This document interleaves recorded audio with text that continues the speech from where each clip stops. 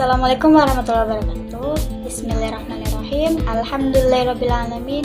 Wassalatu wassalamu ala asrofil anbiya wal mursalin Sayyidina Muhammadin wa ala alihi wa sahbihi ajmain. Amma ba'du. Perkenalkan, nama saya Hairnisa, NIM 20082034146 dari Perbankan Syariah D semester 4. Di sini saya ingin menjelaskan materi yang berjudul Mengetahui Masa Depan Vintage. Yang pertama ada pengaruh vintage bagi perusahaan industri keuangan disruptif. Munculnya vintage di Indonesia merupakan inovasi disruptif yang dapat mengganggu pemain pasar lama. Vintage di sini memiliki peran yang sama dengan perbankan, yakni sebagai penyedia jasa keuangan serta produk dan layanan yang digarap oleh vintage sendiri mampu memberikan pilihan yang lebih kompetitif. Pengaruh vintage bagi perusahaan industri keuangan disruptif dapat disebabkan karena pelaku vintage di Indonesia masih didominasi oleh bisnis payment sebesar 43%, pinjaman sebesar 17%, dan sisanya berbentuk agregator, crowdfunding, dan lain-lain. Serta banyaknya peer-to-peer lending atau pinjaman uang antara dua individual yang tidak bersangkutan secara langsung melalui platform online tanpa campur tangan dari perantara keuangan yang konvensional. Vintage memiliki pengaruh yang sangat penting bagi perusahaan industri keuangan disruptif, yaitu berupa peningkatan efisiensi baik dari operasional ataupun efisiensi yang dinikmati oleh anggotanya. Vintage juga dapat digunakan sebagai marketplace dalam jenis UMKM produksi ataupun UMKM jual beli. Pemanfaatan vintage bagi perusahaan industri keuangan disruptif memiliki peluang dan tantangannya tersendiri. Yang kedua adalah materi tentang perbankan dan perusahaan asuransi hanya akan menjadi utilitas. Utilitas adalah kemampuan suatu produk atau komoditas dalam memuaskan keinginan manusia. Sehingga utilitas juga disebut sebagai segala sesuatu yang memuaskan komoditas produk atau layanan. Dalam bidang ekonomi, utilitas adalah istilah yang erat kaitannya dengan kepuasan konsumen. Dan secara garis besar, utilitas berarti manfaat, fungsi, atau kegunaan suatu produk bagi para penggunanya. Jadi, semakin tinggi kepuasan pengguna, maka utilitasnya pun akan semakin tinggi. Risiko utama bagi bank-bank konvensional adalah bahwa mereka dianggap sebagai utilitas yang tidak lebih dari sekadar memasok infrastruktur. Sementara perusahaan finansial teknologi mengambil keuntungan dengan menyediakan layanan inovatif yang ramah konsumen dan pada akhirnya memiliki hubungan yang baik dengan pelanggan. Bank masa depan ini bisa menjadi tempat untuk menyimpan tidak hanya uang nasabah, tetapi juga barang berharga lainnya.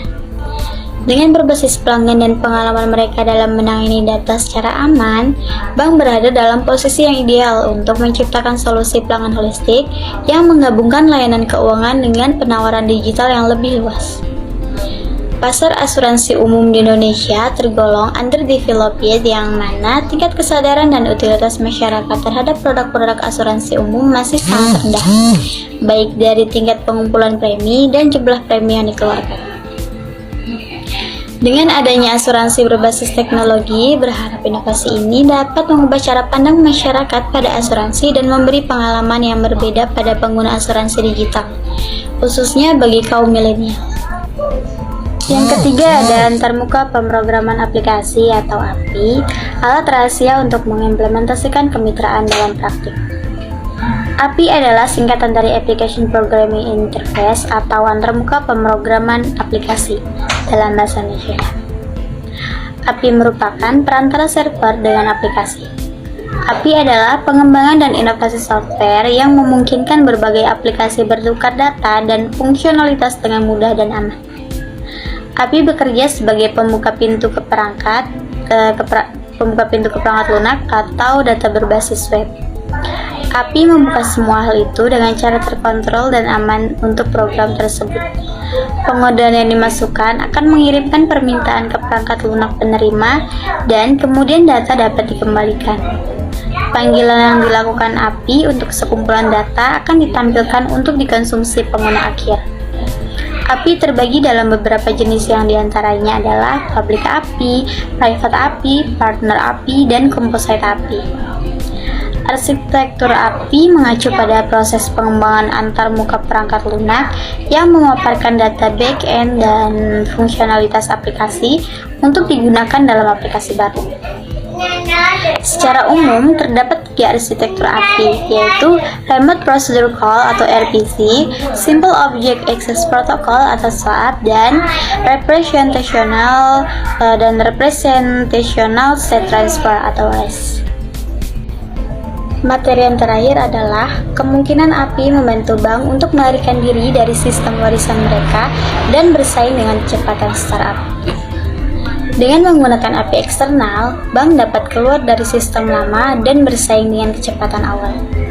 Bank kemudian dapat menerapkan keuntungan besar saat diluncurkan menggunakan API. Semakin banyak perusahaan yang menggunakan API secara eksternal untuk mengubah cara mereka berinteraksi dengan pelanggan dan rantai pasokan mereka. Secara internal, mereka menggunakan API untuk mengubah cara Departemen TI bekerja dengan bisnis lainnya. Poin utamanya adalah bahwa platform API dapat mengubah cara penyampaian TI dan inovasi bisnis.